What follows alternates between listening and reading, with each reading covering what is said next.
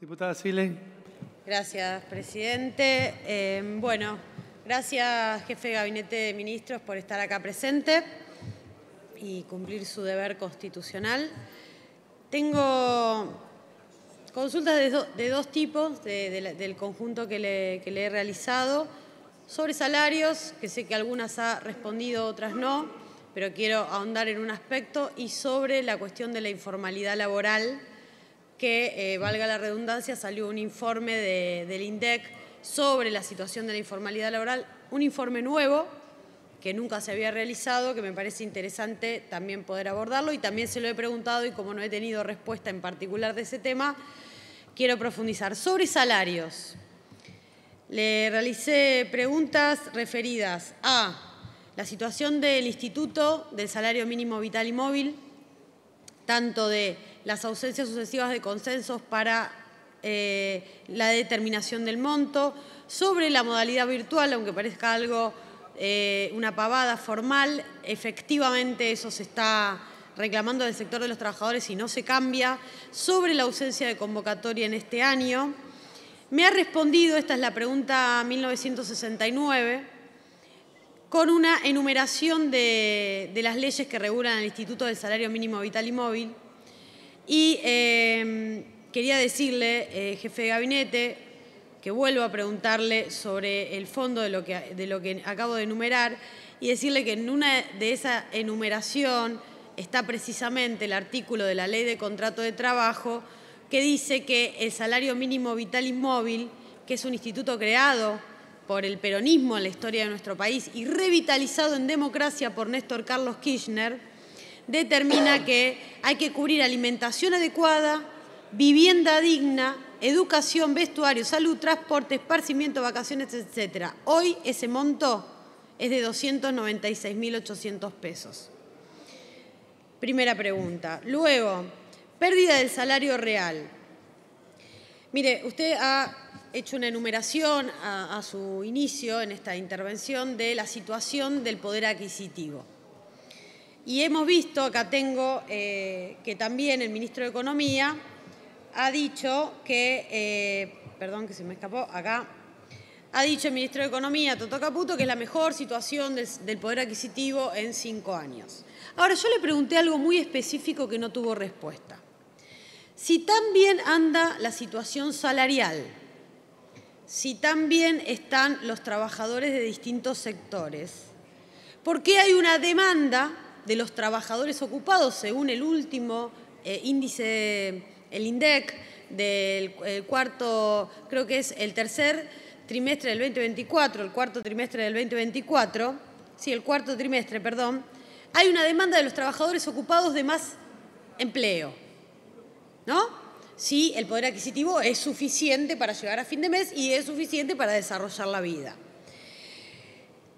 Usted en este particular no me respondió esta pregunta, pero sí en otra pregunta, cuando le hago referencia a la situación de la pérdida de puestos de trabajo en el sector registrado, usted me dice que no, en la pregunta 1971, que no se ha creado mayor puesto de trabajo porque en los comienzos de los periodos de expansión económica lo que se incrementan son las horas trabajadas.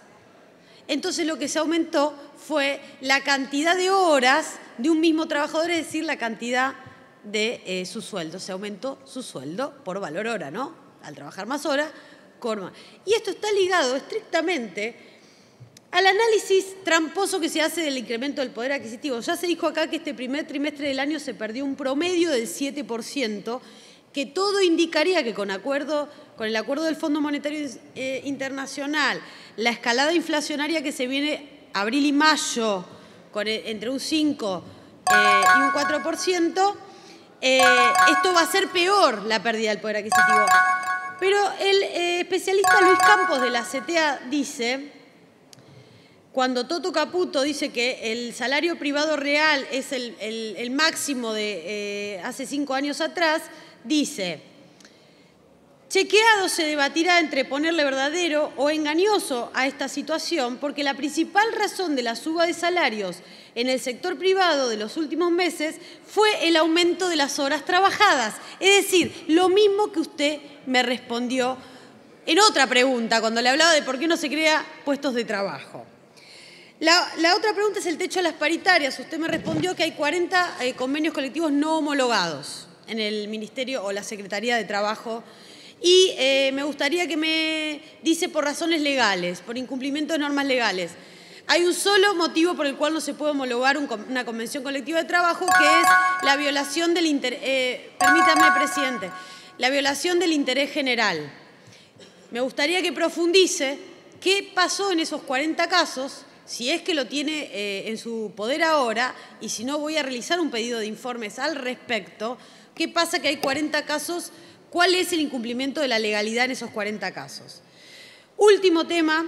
Vamos cerrando, diputada, por favor. Sí, presidente. Último tema, que es la informalidad laboral. Como le decía, con esto termino, presidente, pero déjeme explicar bien este tema, porque se ha debatido en el día de hoy, se ha dicho y se ha traído a colación y se vuelve a mencionar la necesidad de una reforma laboral. Entonces, casi siempre viene aparejada esta discusión de la reforma laboral con la necesidad de crear puestos de trabajo genuinos, de que haya trabajo registrado, del drama de la informalidad laboral en nuestro país, etcétera, etcétera. Y se opta este camino de la reforma laboral y la quita de derechos. Ya termino, presidente, por favor. Pero se exceden permanentemente, diputada. Sí, sí. Por favor, termine, haga las preguntas, así les responde el jefe de gabinete. Ya nos hemos excedido en el tiempo de la sesión que planea el reglamento. Dice tanto tiempo y por eso están todos los diputados de su bloque. Está en el 202, diputado. Lea el reglamento, por favor. Continúe, diputada. Gracias.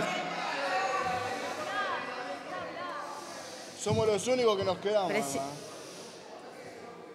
Presidente, termino la pregunta y no nos alteremos, porque es importante también contextualizar la pregunta. Porque ya las hice por escrito y no tuvieron... Pero dentro del tiempo, Uy, pero por me favor. volvés a interrumpir, eso es una cosa...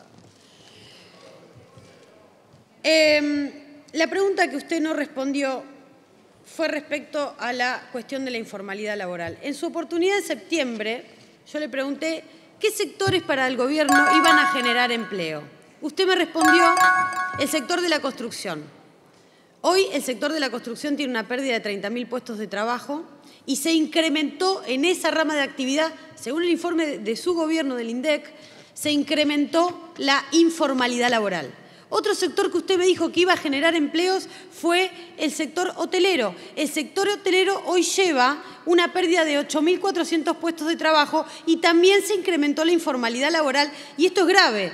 Del 23 al 24 la informalidad laboral en hoteleros se incrementó 10 puntos porcentuales. Es decir, con ley bases encima, que determinaba la eliminación de multas y la eliminación de una cierta cantidad, que me encantaría poder leerlo, pero no quiero abusar del tiempo, de castigos que hacía la norma a los sectores para que registren o para que no tengan trabajo deficientemente registrado, se eliminó todo eso y la informalidad creció en 42%.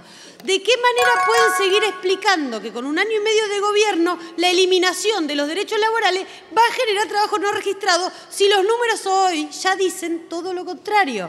Creo que este debate de la informalidad hay que abordarlo con seriedad, señor jefe de Gabinete de Ministros, y tratar de proponer cosas reales como la que hizo Néstor Kirchner, que descendió la informalidad laboral por primera vez en la democracia del 50 al 30%. Muchas gracias. Tiene la palabra el diputado. Presidente. No, diputada. Son irrespetuosos del reglamento.